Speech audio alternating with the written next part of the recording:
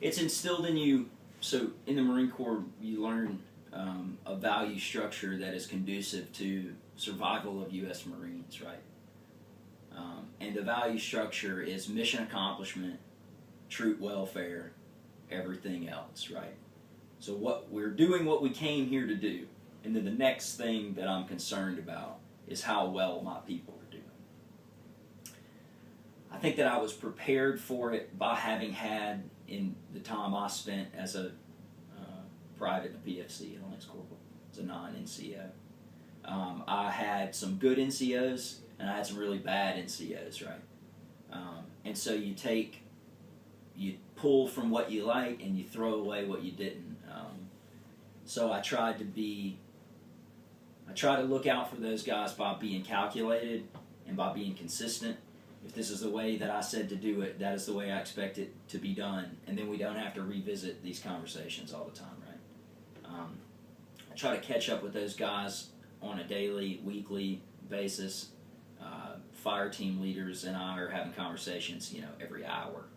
I'm addressing all the Marines in the squad, every day, once a day.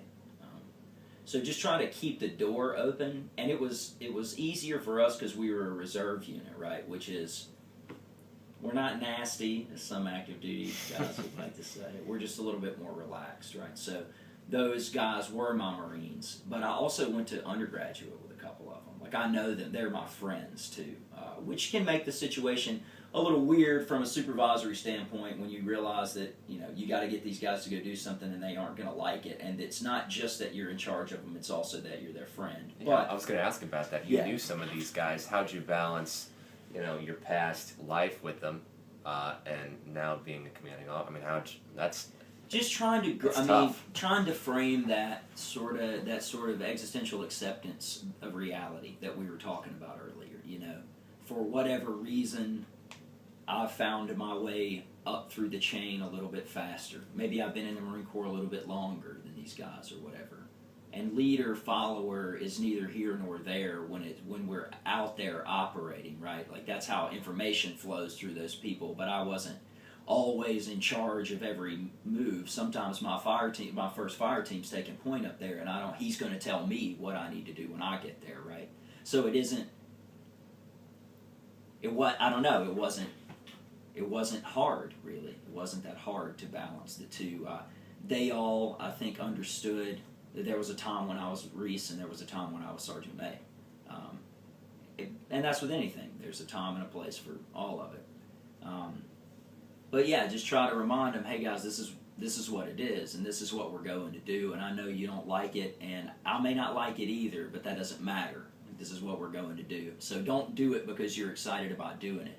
Do it because I have to go do it too, and because Smith has to go do it also. Like, we just do this for each other, not for...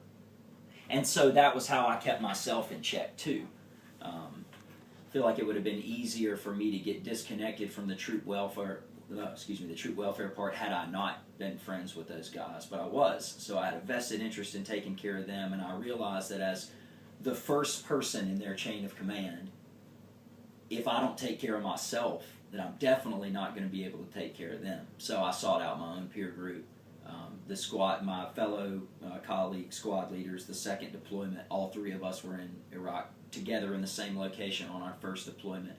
And so I leaned on those guys a lot. We talked about similar problems we were having with morale or insubordinates or whatever, or the successes that we're having in our squad. Trade notes on, hey man, I know you've been having a problem with this has been working in my squad. We do team building stuff, platoon team building stuff as well, and just kind of, I don't know, you get busy, you get caught up, you circle back to make sure everybody's okay as much as you can. And whenever you do that, you have to ask tough questions. Hey, am I okay too?